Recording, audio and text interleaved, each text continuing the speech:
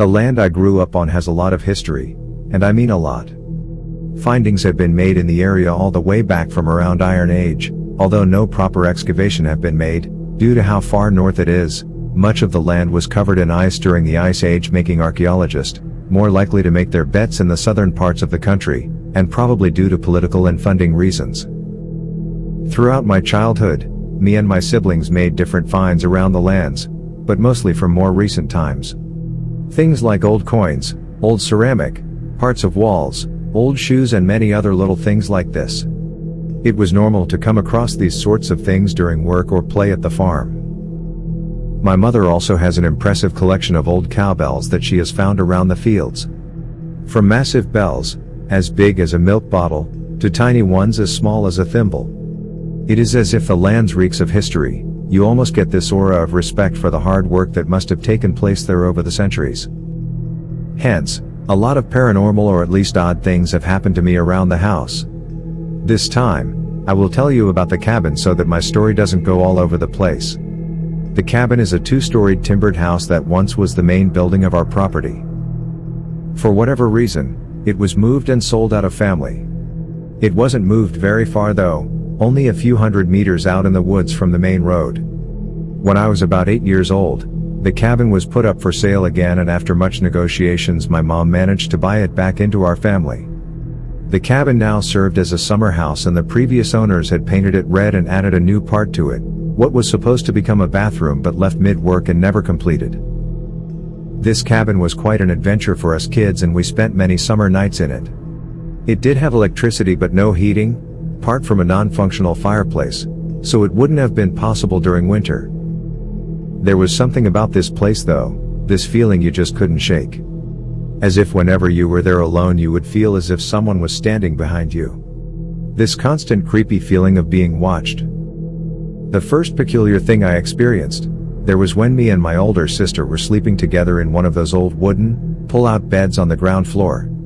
I woke up in the middle of the night and heard what sounded like a woman sobbing. As I was very comfortable and almost asleep, I didn't think too much of it. I only dragged the blanket over my head and went back to sleep. The next morning, my sister told me she had heard someone singing during the night and at first had thought it was me. She said it sounded like a woman singing or humming a lullaby. This was weird, but we honestly found it more intriguing than scary. I was, and still am, fascinated by the past and wanted to know about the people who might have lived it. The next thing that occurred was a lot more frightening. This time, me and the same sister plus our 2 cousins were all staying in the upstairs loft. We were eating treats, playing games and having a lot of fun when we suddenly clearly heard someone slam open the door downstairs, proceed with heavy footsteps, as if it was a man wearing working boots, into the hallway and entering the living room.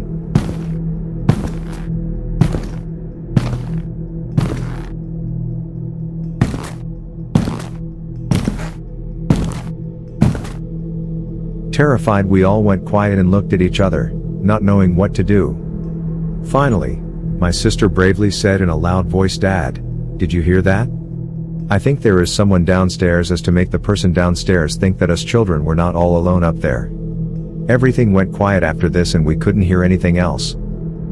We waited up a few hours until it started to get brighter outside. This happens around 2 a.m. around this time of year, then slowly went downstairs to investigate. It was terrifying, slowly walking down the steep stairs with some of my older brother's dumbbells as our only weapon. Downstairs there was absolutely nothing. The door was firmly locked still. There was no other way to get in or out. Plus, we would have clearly heard if whoever it was had left again. This same event reoccurred later that summer for my sisters when they were staying there with some friends.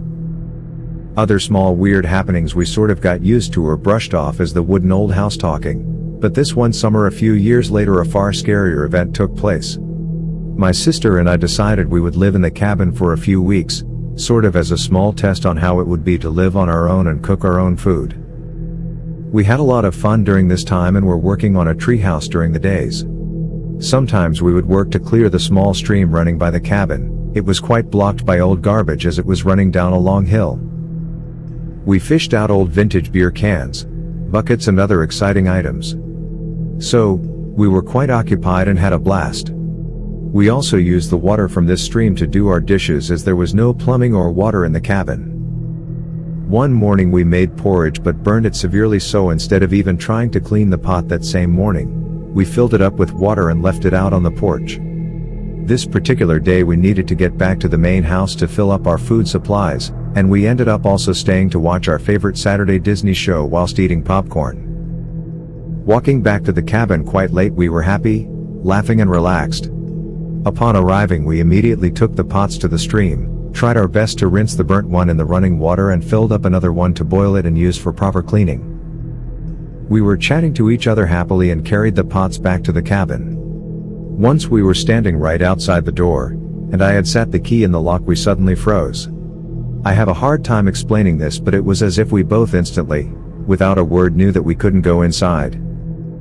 It felt as if someone was standing right inside the door, waiting for us and was going to do something nasty once we entered. The door had windows, so we could clearly see that there was no one there, but the sense of fear and evil was just overwhelming. Without saying a word to each other, we slowly backed off the porch, put the pots down on the grass and started backing away from the cabin. We backed slowly all the way out until the main road, where we started running as if our lives depended on it. We ran all the way back to our house. None of us could explain what had just happened. This whole staying in the cabin thing was sort of an grown-up test for us, so that night we secretly spent in another cabin on our property. We made other excuses not to stay there any longer and never told anyone about what happened. Our mom was, unsurprisingly, mad at us for not going back to the cabin to clean and clear out our things. But we were just too terrified to go back there and didn't get to it until over a month later.